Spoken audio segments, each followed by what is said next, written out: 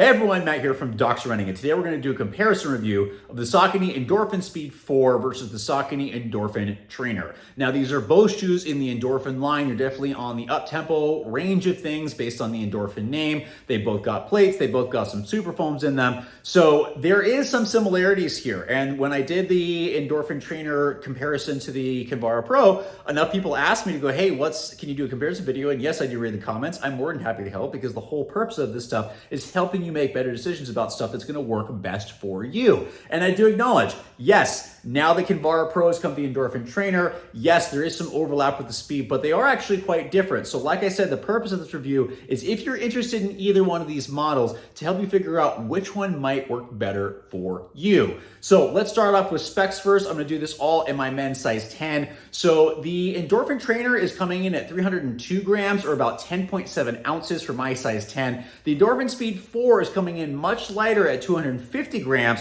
or about 8.8 ounces for my size 10. So much lighter over here. Stack height wise, both have an 8mm drop, but different stack heights. The Endorphin Speed comes in at 36mm in the heel, 28 in the forefoot, like I said, for an 8mm drop. The Endorphin Trainer is much taller at 41mm in the heel and 33mm in the forefoot. So quite a bit more stack height. There's also two different foams over here. In the Trainer, the Trainer has a top layer of the new Incredi-Run foam, which is definitely named appropriately. It is incredibly bouncy, very, very fun. And that ride is balanced out very well by the Power Run midsole underneath it, which creates a bouncy ride that's not crazy unstable. It's actually a really stable shoe that's actually really, really well controlled. And I've really, really, really enjoyed this shoe for both training as well as some phenomenal workouts. And I'll talk about that in a second. The Endorphin Speed is quite different because it's now got power. It's not now. It has full-length Power Run PB. The Trainer has a carbon fiber plate. The Speed has a nylon plate, which gives it a little bit more flexibility throughout. Not a huge amount, but much more flexibility compared to something with the 3/4 lengths carbon fiber plate over here, which makes the Endorphin Trainer a little bit more snappy, a little bit more stiff, and the Speed a little bit more flexible when transitioning, especially off that forefoot. In terms of the feel with those midsoles, which I'll get back to, despite only having half of a super foam, the Endorphin Trainer is the bouncier ride. The Incredi-Run foam does bounce quite a bit. It's been very fun, like I said, to do a variety of workouts. I've done actually everything I can think of. I've done a track workout, I've done a fartlek, I've done a tempo run, I've done a long tempo run as part of a long run, and I've done a long run. And it just feels really good at those up tempo, those like tempo run, marathon paces, and it's snappy enough to be able to handle workout paces, but it really excels most at those longer distance effort. I just did a longer steady state run today with my wife pushing the stroller, and it felt great in that 6:30 to 6-minute pace range, and just it felt so easy to keep turning over even while pushing a stroller. Whereas the Endorphin Speed with the Power Run PB feels a little bit relatively compared to this firmer. It's still got Power Run PB, it's still a super foam, but comparing the ride to the taller stack height and the newer foam, this one feels a little bit firmer. And I have noticed that. I've also used this shoe for every type of run imaginable. This is my second pair. I've had over almost 200 miles on my first pair and then got a second pair because I was enjoying them so much, but it is a little bit firmer. And once I get to about 12, 13 miles, 14 miles, then to me, it starts to bottom out a little bit. And so I think a lot of people using this as a marathon racer, yeah, that's fine. If you like a little bit more aggressive shoe, it's a shoe that can also handle much faster paces because it is also lighter. So doing track workouts, doing shorter intervals, doing really, really fast stuff, this is where this has the edge, whereas the Trainer has the edge over longer distances, longer efforts, and longer, faster efforts. And that's kind of just the way it's set up. A little more flexible. I like that running a little bit faster, a little bit more bouncy, a little more stiff. I like that over longer distances, a little bit lighter over in the Speed. I just feels like I can turn over at faster pace a little bit better, a little more bouncy run, foam over in the Endorphin Trainer. It just rolls much better over longer distances. So in terms of use, if I was going to use each one of these as a racing shoe, this would definitely be the marathon shoe.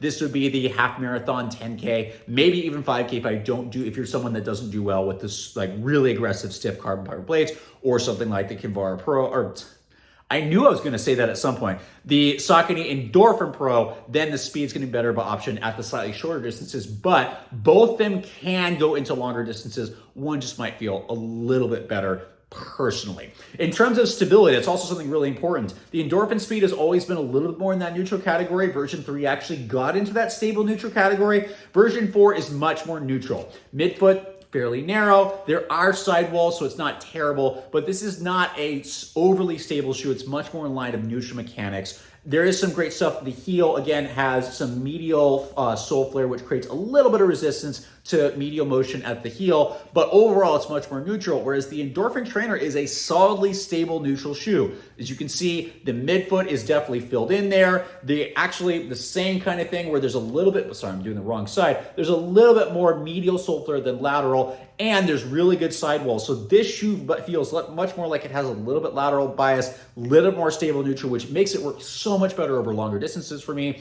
So definitely differences in terms of stability stuff. If you need more guidance, the trainer is going to be better. If you don't need that, the speed is probably going to be better, especially if you want something lighter. Finally, the uppers are also different. They do have that kind of classic Saucony slightly snug feel, but the speed is the much more snug shoe. It feels like a racing shoe, even though it can handle some training paces. It's got a much more snug fit, teeny bit more volume as the shoe breaks in, but it's really got more of that racing throughout the length of the shoe. Didn't have to tie the laces down too tightly. It's much more secure, whereas the Endorphin trainer has a wider fit, but the volume is slightly lower. This one is also fairly secure. I have had to tie the laces down a little bit just because there's a little bit more room, but haven't had any slippage issues, but it feels more comfortable with a little bit more stretch in the upper. Again, hence the name. This has got a little bit more training fit. This one has a little bit more racing faster fit. So a little bit more snug over here, a little bit more room over in the Endorphin trainer, but it still has that same kind of Saucony thing where it tapers a little bit quick on the pinky toe. So I have had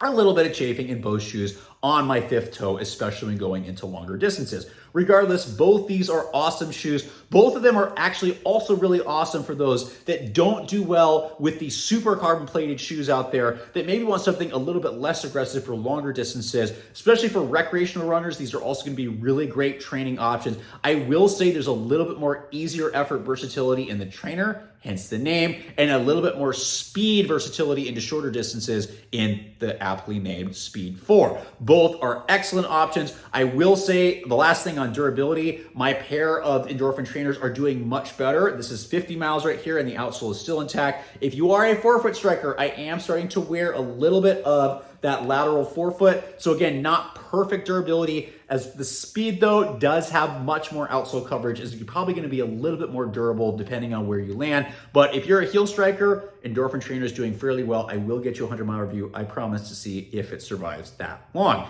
As always, if you have tried both these, please comment below if you agree or disagree with me.